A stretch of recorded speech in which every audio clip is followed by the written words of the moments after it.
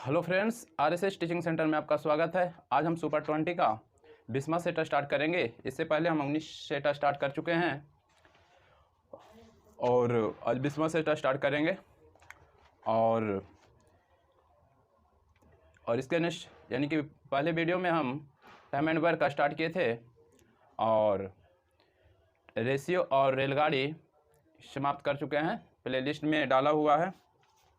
तो आज हम सुपर 20 का 20वां सेट स्टार्ट करते हैं। चलिए फर्स्ट नंबर क्वेश्चन से ध्यान दीजिएगा। क्रय एक पेन को 144 रुपया में बेचने पर अनुराग को क्रय मूल्य पर 1/7 की हानि होती है। यदि पेन को 189 रुपया में बेचा जाए तो लाभ प्रतिशत क्या होगा। तो ध्यान दीजिएगा क्रय क्वेश्चन में कि एक पेन को 144 में बेचने पर 144 में बेचने पर अनुराग को क्रय मूल्य के बराबर 1/7 की हानि होती है। बोल रहा है क्रय मूल्य के बराबर 1/7 की हानि होती है, यानी कि क्रय मूल्य 7 तो हानि कितना, हानि हो जाएगा कितना, 1 हो जाएगा, यानी कि हानि 1, क्रय मूल्य 7 हानि 1। अब सोचिए कि आप खरीदिएगा 7 रुपया में और कहिएगा हम 1 रुपया हानि पर बेचे हैं, इसका मतलब विक्रय मूल्य आप 6 में बेचिएगा तब न 1 की हानि होगा। तो यहाँ से पता चल गया।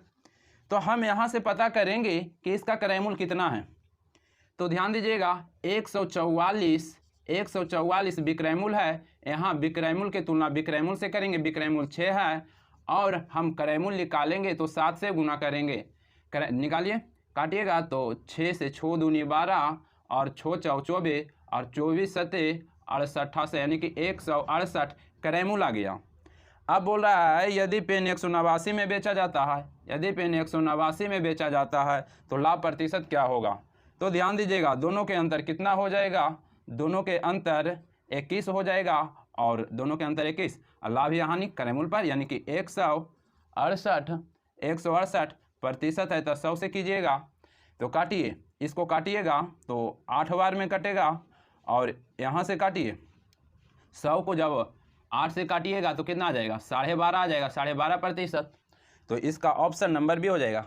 कुछ नहीं कहा क्वेश्चन में, एक बार फिर से ध्यान दीजिए। कहा 144 रुपया में बेचा ने, 144 रुपया में बेचा तो बोला क्रय मूल्य पर 1/7 की हानि होती है। तो हम बोले कि क्रय मूल्य के 1/7, तो क्रय मूल्य में क्या लगाए तो हर होता है, तो क्रय मूल्य 7, हानि हो गया 1, यानी कि विक्रय मूल्य कितना होगा, यानी कि क्रय मूल्य 7 में 1 हानि होगा तो बेचेगा कितना में, 6 में न। तो हम सोचे कि इसका क्रय मूल्य कितना है, तो क्रय मूल्य निकाले, यानी कि विक्रय मूल्य की तुलना विक्रय मूल्य से क्रय मूल्य निकाले तो 7 से, तो क्रय मूल्य आ गया 168। अब बोला 189 में बेचने पर कितना % के लाभ होगा, तो 12.5% के लाभ होगा। नेक्स्ट क्वेश्चन की बात करेंगे।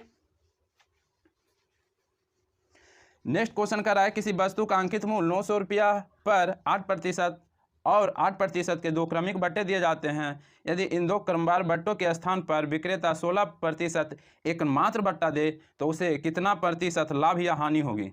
ध्यान दीजिएगा अंकित मूल्य है कितना, 100।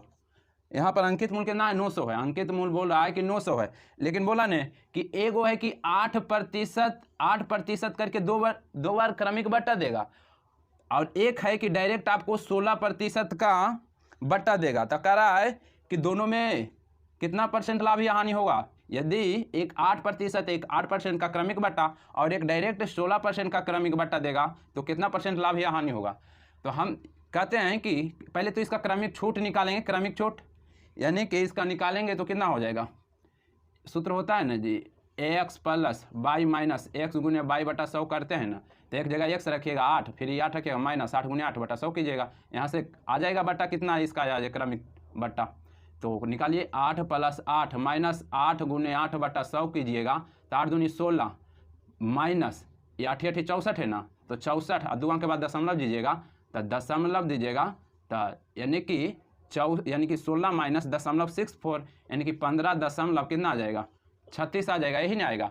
अब बोल रहा है कि एक डायरेक्ट इस तरह से बट्टा दे रहा था तो एक ही बट्टा दे रहा था, तो दोनों में लाभ होगा या क्या बोला था, कह रहा था एक मात्र बट्टा दे तो उसे कितना % लाभ होगा। अब देखिए ये अंकित मूल्य टोटल 100 है, अंकित मूल्य की तुलना अंकित मूल्य से 100 से, अब दोनों के बीच कितना अंतर है। जब इसका क्रमिक बट्टा हम निकालें, इसका हम क्रमिक बट्टा हम निकालें तो कितना आ गया, 15.36 हो गया। अब यहाँ पर ही 16 है, कितना के अंतर है, तो हम कहेंगे कि 6-4 के अंतर है। कितना के अंतर है? 6-4 के अंतर है, यही ना है। तो यहाँ पर 0.64 कैलकुलेशन कीजिए, आंसर आ जाएगा। तो कैलकुलेशन कीजिएगा तो कितना आएगा? तो कह रहा है कितना % लाभ या हानि हुआ, यही ना पूछ रहा है। तो ध्यान दीजिएगा, अब कैलकुलेशन कीजिए, दशमलव उड़ाइएगा तो 2 शून्य से 2 शून्य, अब ये गुना करके 2 अंक के भाग बाद दशमलव बैठा दीजिए, 64 गुने 9 तो 9 चौ 36, 9 चौ 36 और 9 गुने 6 कीजिएगा 54 3 57 और 2 अंक के बाद दशमलव, 100 से भागा दीजिएगा 2 अंक के बाद दशमलव, तो 5.76 की क्या हो जाएगा? हानि हो जाएगा। क्या हो जाएगा? हानि हो जाएगा। नेक्स्ट क्वेश्चन की बात करेंगे। नेक्स्ट क्वेश्चन में क्या कर रहा है? नेक्स्ट क्वेश्चन कर रहा है कि साई किसी काम को 17 दिन में कर सकता है, जबकि बिंदु 51 दिन में कर सकता है। साई पहले दिन काम करता है, बिंदु दूसरे दिन काम करता है और काम को समाप्त होने तक यह कर्म जारी रहता है, तो काम पूरा करने में कुल कितना समय लगा? यानी कि क्वेश्चन बारी बारी से है। यानी कि एक साई है, साई को ऐसे लिखते हैं, साई है और बिंदु है। साई है जो 17 दिन में, बिंदु है जो 51 दिन में करता है। इस समय दिया हुआ है, समय के उल्टा क्या होता है? क्षमता होता है। एलसीएम लेंगे तो 51, 17 51, 51 किसी को गुना करेंगे, ये क्षमता आ गया, किसी को गुना करेंगे तो 51 आ जाएगा, है ना। लेकिन ध्यान दीजिएगा, कह रहा है कि पहले साई करता है, उसके बाद बिंदु करता है, यह काम जारी रहता है। तो हम कहेंगे एक बार साई करेगा, एक बार बिंदु करेगा, एक दिन साई करेगा, एक दिन बिंदु करेगा, तो 2 दिन हुआ। तो कहेंगे कि 2 दिन किया, 2 दिन में कितना काम हुआ? 3 1 4, 3 1 4, एक दिन साई करेगा, एक दिन बिंदु करेगा, कितना दिन हुआ? 2 दिन, इधर दिन लिखते हैं। और 2 दिन में कितना काम हुआ? 3 1 4। अब कहेंगे कि हमको एक कॉमन काम करवाना है, कितना से गुना करे, इसमें कितना से गुना करे कि हमको ये कॉमन आ जाए या उससे कम आ जाए, ज़्यादा नहीं आना चाहिए। तो कहिएगा कि कितना से 12 चौ 48, 12 चौ 48, 13 से करते हैं तो 13 चौ 52 हो जाता है। तो 12 से करते हैं, 12 चौ 48, तो 12 से आप इसमें किए तो यहाँ 48 काम हो गया। लेकिन आप 12 से किए तो आप 12 से इसमें भी गुना कीजिएगा, तो इधर दिन आ जाएगा, 12 दूनी 24, दिन में कितना हो गया? 48 काम हो गया। हमको एक कॉमन काम करवाना है, हमसे अभी कितना काम घट रहा है?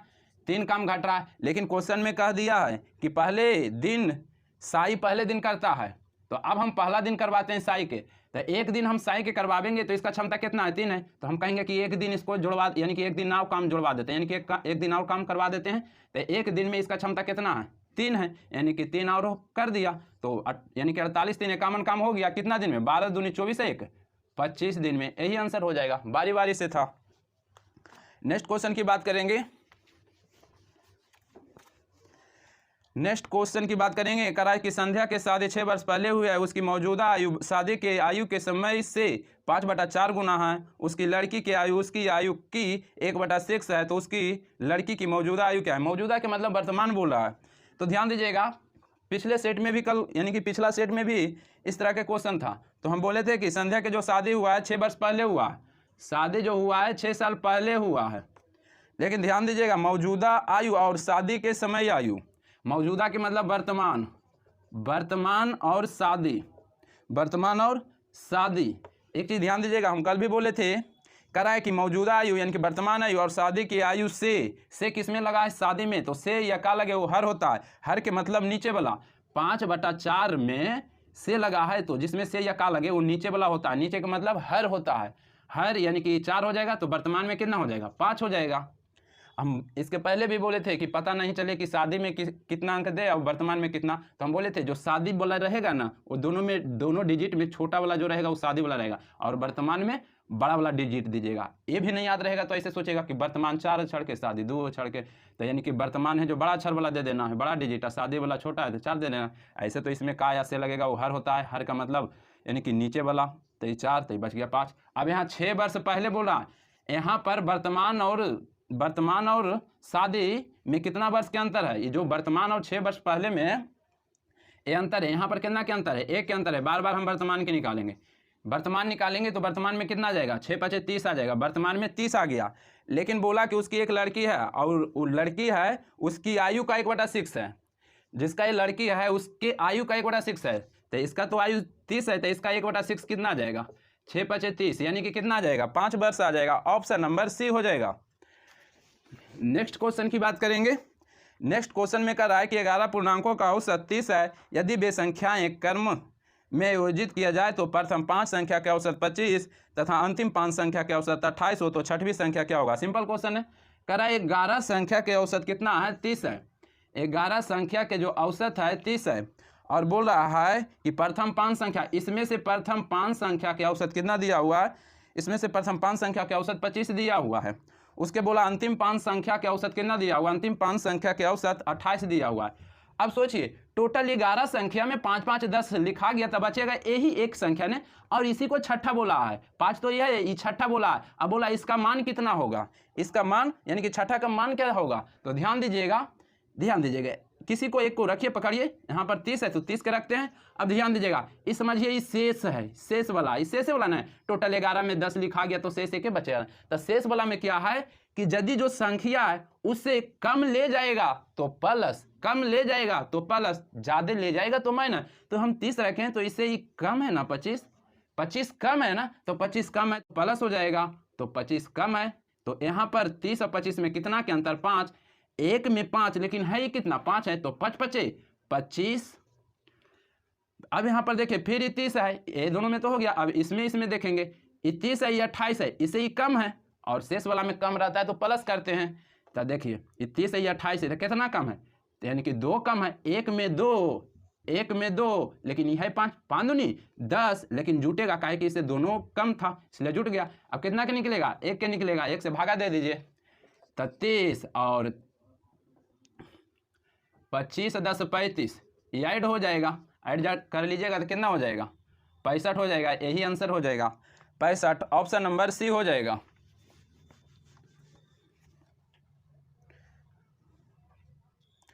नेक्स्ट क्वेश्चन की बात करेंगे।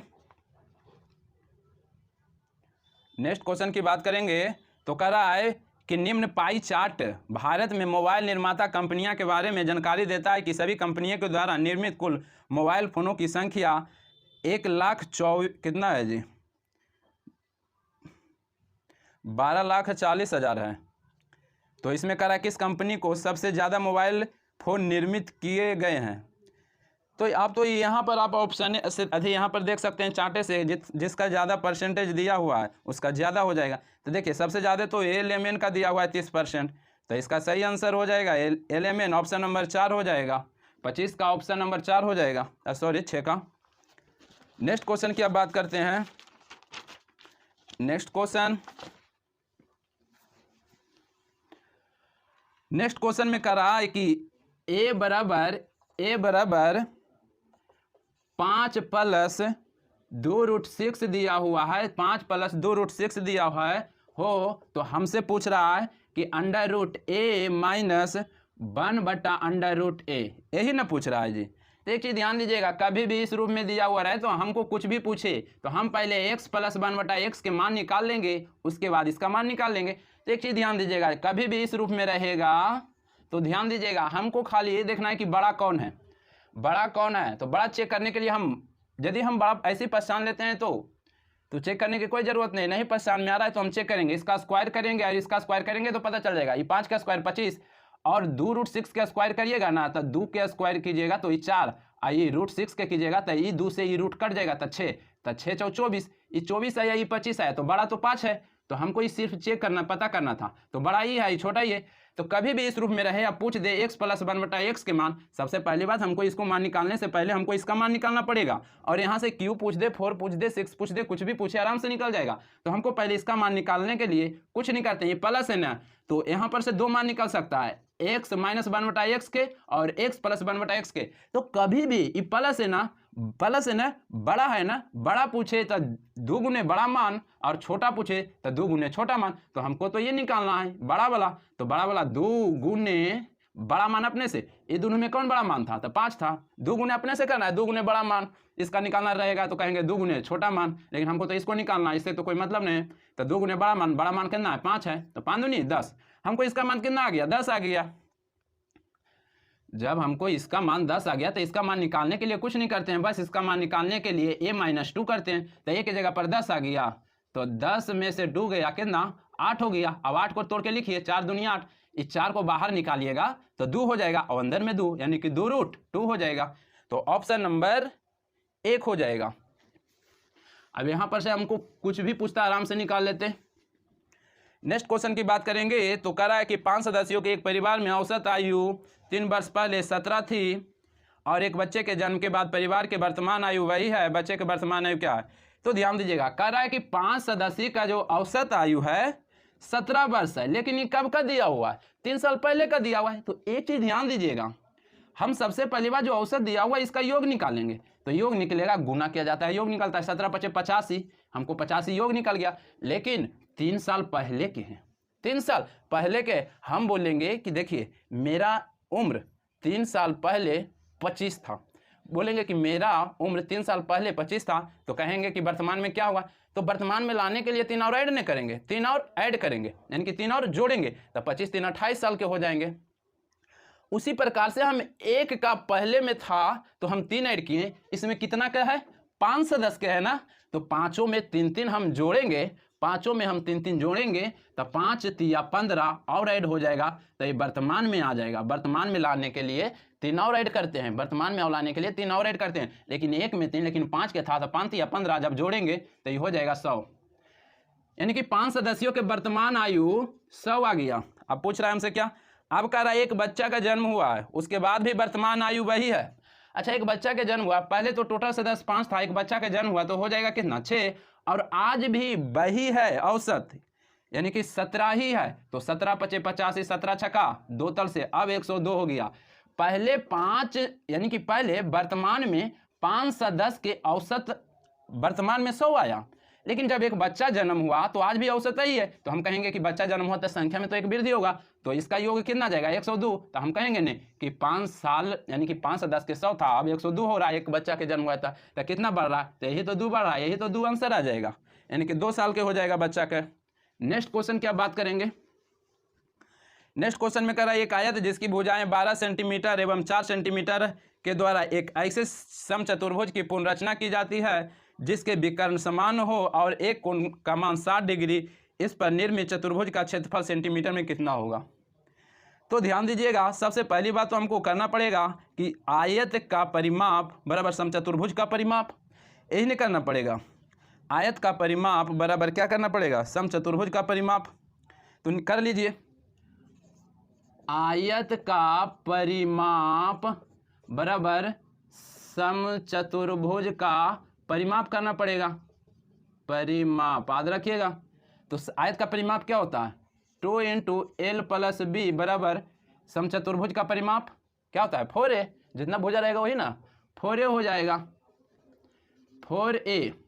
अब देखिए L और B कितना दिया हुआ है, कह रहा है कि भुजाएं 12 और 4 है, तो लंबाई जो होता है बड़ा होता है, यानी कि 12 1 4 दिया हुआ है, तो 12 4 16, 16 दूनी 32, यानी कि आयत का परिमाप 32, और समचतुर्भुज भी बराबर था, तब 4a, तो हम कहेंगे कि समचतुर्भुज के भुजा कितना आ जाएगा, तो 4 से काटेंगे तो 8 आ गया, यानी कि कह सकते हैं कि भुजा बराबर समचतुर्भुज के कितना आ गया, 8 आ गया, यही नहीं आ गया।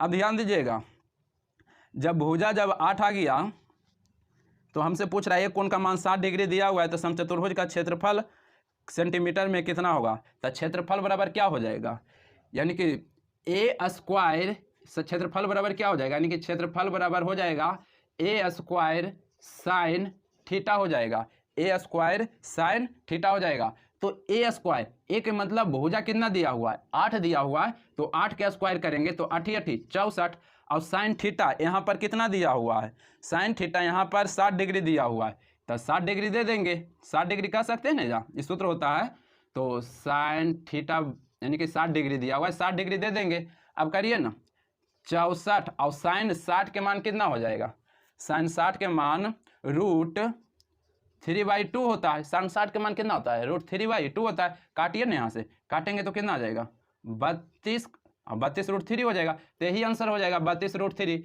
बस कुछ नहीं किए, आयत के परिमाप बराबर समचतुर्भुज का परिमाप किए, आयत का परिमाप 2 × L + B होता है, और यानी कि समचतुर्भुज के 4a हो जाएगा।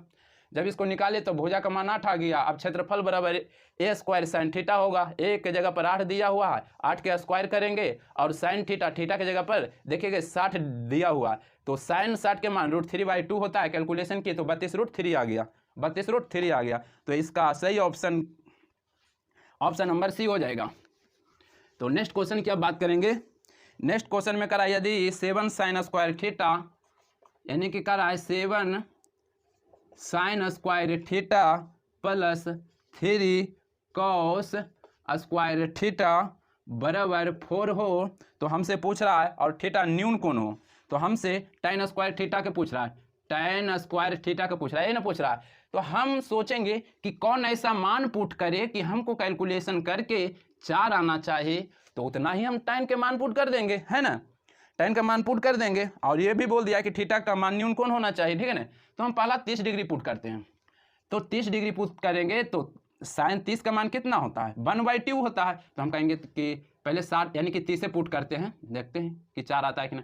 30 पुट करेंगे तो ये तो पहले से 7 था, और साइन 30 का मान कितना होता है 1/2, लेकिन इसका स्क्वायर हो जाएगा, तो स्क्वायर का मतलब 1 के बने रह जाएगा और 2 के 4 नहीं हो जाएगा। तो हम यहाँ पर लिख सकते हैं कि 1/4 हो गया। यहाँ तक तो कोई दिक्कत नहीं, प्लस से प्लस लिख देंगे, 3 है 3 लिखेंगे, और कॉस स्क्वायर 30 यानी कि कॉस 30 के मान कितना होता है, तो √3/2 होता है। लेकिन इसका स्क्वायर करेंगे तो स्क्वायर करेंगे नहीं तो ई से ई कट जाएगा, तो ऊपर में 3 बच जाएगा। लेकिन ये 2 के जब स्क्वायर करेंगे तो 4 हो जाएगा, यानी कि कहेंगे कि जब इसका कैलकुलेशन किए तो 3/4 आया, यानी कि 3/4 आया। अब देखेंगे कि कैलकुलेशन करके कि सही में 4 आ रहा है तो ठीक है, नहीं तो फिर से चेक करना पड़ेगा, नहीं तो फिर दूसरा नियम से बताएंगे। तो देखिए इसको लिख सकते हैं, ये गुना होगा तो 7/4 प्लस 3 3 9/4। अब एलसीएम लीजिएगा तो 4 इस 7 और 9, 7 और 9 कितना हो जाएगा 16/4, 4 4 16, 4 आ गया कि नहीं, 4 आ गया। तो हम कितना मान पुट किए 30 डिग्री पुट किए, तो हम भी tan 30 के मान कितना आता है, tan 30 के मान जो आएगा उसको हम पुट कर देंगे, वही आ जाएगा। तो tan 30 के मान 1/√3 होता है, तो tan 30 के मान 1/√3 होता है। तो इसका जब हम स्क्वायर करेंगे तो 1 के स्क्वायर बने और √3 के कट जाएगा तो 3 1/3 आ जाएगा, इतना करना पड़ेगा। तो ऑप्शन नंबर 1 हो जाएगा। और मान याद जरूर रखिएगा, नहीं याद रहेगा तो भी कोई दिक्कत नहीं है, मान निकालने के लिए जानिए। ऐसे एक वीडियो हम बनाएंगे जिसमें मान नहीं भी याद है तो मान कैसे निकाल सकते हैं। चला ध्यान दीजिएगा, नेक्स्ट क्वेश्चन की बात करेंगे। नेक्स्ट क्वेश्चन में कह रहा है कि एक निश्चित राशि पर 2 वर्ष में 10% वार्षिक साधारण ब्याज 600 लगता है, उसी राशि पर उतने ही समय में समान दर से चक्रवृद्धि ब्याज क्या होगा, है ना। तो ध्यान दीजिएगा, कह रहा है कि 2 बरस है और 10% कह रहा है साधारण ब्याज 600, मेन राशि 600 साधारण ब्याज की तुलना साधारण ब्याज R/T होता है, 10 दूनी 20। हमसे पूछ रहा है क्या, उसी राशि पर चक्रवृद्धि ब्याज। तो चक्रवृद्धि ब्याज निकालने के लिए क्या करते हैं, 10% 2 वर्ष के निकालने के लिए पहले इसको गुना करते हैं, 10 दूनी 20, या तो ऐसे कीजिए, यानी कि 10 दहें के 100, 2 शून्य बाकी 1, 10 दूनी 20 और 1 21 और 2 अंक के बाद दशमलव, तो कितना गया 21 आ गया। यानी कि इसका सूत्र होता है क्या 2R + R² होता है, बटा में 100 होता है, यानी कि 2R, यानी कि 10 देंगे तो 10 के स्क्वायर कितना हो जाएगा 100 हो जाएगा, 100 बाकी 1 और 10 देंगे R के जगह पर, तो 10 दूनी 20 और 1 21 आ गया, और 2 अंक के बाद दशमलव पड़ता है, यानी कि CI कितना आ गया 21 आ गया। 2 वर्ष का जो CI निकालने का फॉर्मूला होता है, कुछ नहीं करते हैं। अब जैसे में 2 वर्ष के 5% है, पहले इसका स्क्वायर करेंगे, 5 5 25, 5 दूनी 10, यही CI हो गया। 6% रहता 2 वर्ष के, 6 6 का 36, 6 दूनी 12, 2 अंक के बाद यही हो गया। 10 था तो 10 दहें 100, 2 शून्य और 10 दूनी 20, 1 21 ही हो गया। अब काटिए, इतना तो आप काट सकते हैं, 0 0 इसको काटेंगे 30 तो कितना 21 या 63, 630 आ जाएगा। ऑप्शन नंबर डी हो जाएगा। 12 नंबर क्वेश्चन, नेक्स्ट क्वेश्चन की बात करेंगे। तो नेक्स्ट क्वेश्चन में कह रहा है कि एक चुनाव में 2 उम्मीदवार थे जिसमें 75% मतदाता अपने मत का प्रयोग किया, जिसमें 2% मतों का अवैध घोषित कर दिया गया। एक उम्मीदवार ने 9261 मत प्राप्त किए जो वैध मतों का 75% थे। मतदाता सूची में कुल कितने मतदाता यानी कि मतदाता थे? ध्यान दीजिएगा, टोटल तो हम कितना मानेंगे, 100 मानेंगे, लेकिन बोला कि यानी कि इसमें से 75% मतदाता अपने मत का प्रयोग किया, यानी कि मतदाता कितना मत का प्रयोग किया? 75% का प्रयोग किया, यानी कि मत दिया 75%। मत दिया कितना? मत दिया 75% दिया, यानी कि 75% दिया। अब बोला कि उनमें से 2% अवैध हो गया। अब 75% दिया, उसी में तो अवैध होगा। अरे जब जितना वोट देगा उसी में तो या तो वैलिड वोट रहेगा या अवैलिड वोट रहेगा, यानी कि वैध रहेगा या तो अवैध रहेगा, पड़ेगा जिसी में से ने। तो मतदाता यानी कि मत कितना मत दिया? 75%, इसी में से 2% अवैध हो गया। तो हम कहेंगे कि वैध कितना होगा, यानी कि वैध कितना होगा? 75% मत का प्रयोग किया जिसमें इसी में 2% अवैध हो गया। तो हम कहेंगे कि 75% का 2% अवैध है। 0 से 0% हटावेंगे तो 2 शून्य होगा ना, 75 दूना 150, 1 शून्य से 1 शून्य, 1 अंक के बाद 10, यानी कि 1.5% अवैध हो गया। 1.5% अवैध, टोटल 75% दिया, अब देगा उसी में नहीं वैध हो अवैध होगा। तो 75% में 2% अवैध हो गया, अवैध हो गया। फोकस नहीं कहते कि फोकस पड़ गया, तो 1.5 यानी कि 2%, तो 75 के 2% निकाले तो हमको आ गया 1.5% अवैध हो गया। तो हम कहेंगे कि 75 में तो 1.5% फोकस से पड़ गया, तो सही में कितना पड़ा? वैध कितना पड़ा? तो हम 75 में 1.5 घटाएंगे तो 73.5 आएगा। कितना आ जाएगा? 73.5 आ जाएगा। आप क्वेश्चन में क्या करा? 2% अवैध घोषित कर दिया। करा एक उम्मीदवार ने 9261 मत प्राप्त किया। एक उम्मीदवार है जो 9261 मत प्राप्त किया जो वैध मतों के 75% थे। वैध मत के 75, तो वैध मत तो कितना आ गया हमसे? वैध मत तो 73.5 है, इसका 75% ही है। मेन राशि 9261 क्या है? तो वैध मत का 75%। तो वैध मत 73.5 है, इसका 75% है। प्रतिशत है, प्रतिशत हटाएंगे तो नीचे 100 हो जाएगा। आओ पूछ रहा है क्या? कुल मतों की संख्या, तो कुल मत तो 100 है ना, कुल मत 100 काट छाट कीजिए, आंसर आ जाएगा। काटिए, 25 दिया 75, 25 400, ये 4 हम ऊपर भेज देते हैं, कोई दिक्कत? ये 4 ऊपर चला जाएगा, ऊपर भेज देते हैं 4, ठीक है, ये 4 को हम ऊपर भेज देते हैं। अब काटिए, ये दोनों में काटिए, दशमलव उड़ाइएगा तो 1 शून्य और बैठा दीजिए। अब काटिए, इसको 5 से काटेंगे 5 दूनी 10, इसको 5 से काटेंगे तो 5 1 5, अब 5 24, 5 7 35, इतना हो गया। जब हम इसको काटेंगे तो ये कितना बार में कटेगा? ये तो ये कितना बार में कटेगा? 7 या 21, लास्ट में कहने ये 3 बार में, यानी कि 63 बार में कट जाएगा। कितना बार में कटेगा? इसको काटेंगे तो ये 63 बार में कट जाएगा। और इससे 3 से ये काटिएगा तो ये कितना बार में कटेगा? 21 बार में कटेगा। आओ कटेगा? अब नहीं कटेगा तो गुना कर लीजिए, 21 गुने 40 गुने 20 कीजिएगा तो आपको 4 दूनी 8, 168 पर का शून्य पड़ जाएगा, डबल शून्य पड़ जाएगा। तो इसका सही आंसर ऑप्शन नंबर बी। ये क्वेश्चन बहुत बार पूछा, सिंपल क्वेश्चन है, कुछ नहीं है। टोटल 100 मत पड़ा कितना? 75, लेकिन बोला कि 2% अवैध हुआ, वोटवा पड़ेगा उसी में ने वैलिड या अनवैलिड होगा जी। तो 2% अनवैलिड हो गया, अवैध हो गया, तो हम कहेंगे कि 75 पड़ रहा है, जेरा में 2% अवैध हो गया, यानी कि 1.5% फोकस पड़ गया। तो सही में वैध कितना पड़ा? 73.5। मेन राशि जो दिया है 9261 जो दिया है वैध के 75% है। मेन राशि वैध के 75%, तो इसका तुलना वैध के 75% वैध है, इतना आएगा 75%। कैलकुलेशन के इतना करना पड़ेगा जिसमें एग्जाम देते हैं। अब आप हमारे 80 क्वेश्चन आप रहेंगे, लेकिन आप उसमें हम 20 गलत कर दिए तो घटेगा 80 में से 20 गलत, और सही कितना है? ऐसे नहीं, उसी प्रकार से जब आप वोट दिए 75% पड़ा, इसी में ने यानी कि अवैध हुआ तो अवैध निकाल देंगे, 2% अवैध हुआ तो अवैध 1.5% हुआ, तो वैध कितना बचता है? तो 75 में 1.5 घटा दिया तो ये वैध हो गया, और वैध का 75% ही था। कैलकुलेशन कर लीजिए। तो ऑप्शन नंबर क्या हो जाएगा? ऑप्शन नंबर बी हो जाएगा। नेक्स्ट क्वेश्चन करा, जो जब 2 रेलगाड़ी क्रमशः 40 किलोमीटर प्रति घंटा और 32 किलोमीटर प्रति घंटा की चाल से विपरीत दिशा में चल रही है, तो तेज चलने वाली गाड़ी धीमे चलने वाली गाड़ी के बैठे व्यक्ति को 15 सेकंड में पार कर जाती है, तो तेज चलने वाली रेलगाड़ी की लंबाई क्या है? यही ना बोला, लंबाई पूछ रहा है। लंबाई यानी कि लंबाई को दूरी कहेंगे, या दूरी बराबर क्या होता है? दूरी बराबर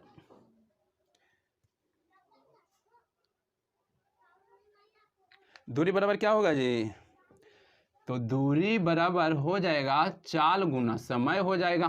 तो ध्यान दीजिएगा, और एक चीज़ ध्यान दीजिएगा, दो रेलगाड़ी के चाल दिया हुआ और विपरीत में दिया हुआ है, तो विपरीत में चाल जुड़ जाता है। तो 40 और 32 कितना हो जाएगा चाल? 72 आ जाएगा। 72 किलोमीटर, मीटर पर सेकंड में चेंज करेंगे तो 5/18 से, और कितना समय में पार कर रहा था? 15 सेकंड में। काट छाट कीजिए, यही आंसर आ जाएगा। 18 × 72 4, 5 × 20 और 15 कीजिएगा तो 300 आ जाएगा। तो यही दूरी आ गया, दूरी बराबर 300। तो ऑप्शन नंबर बी हो जाएगा 300 मीटर। तो बस आज भर इतना ही रहने देते हैं। इसके बाद हम नेक्स्ट वीडियो स्टार्ट करेंगे, और एक नया चैप्टर अभी स्टार्ट किए हैं, टाइम एंड वर्क। एक वीडियो यानी कि 20 क्वेश्चन हम डाले हैं, उसी प्रकार से हम जारी रखेंगे। तो आज भर इतना ही। यदि वीडियो अच्छा लगता है तो लाइक और सब्सक्राइब कीजिए।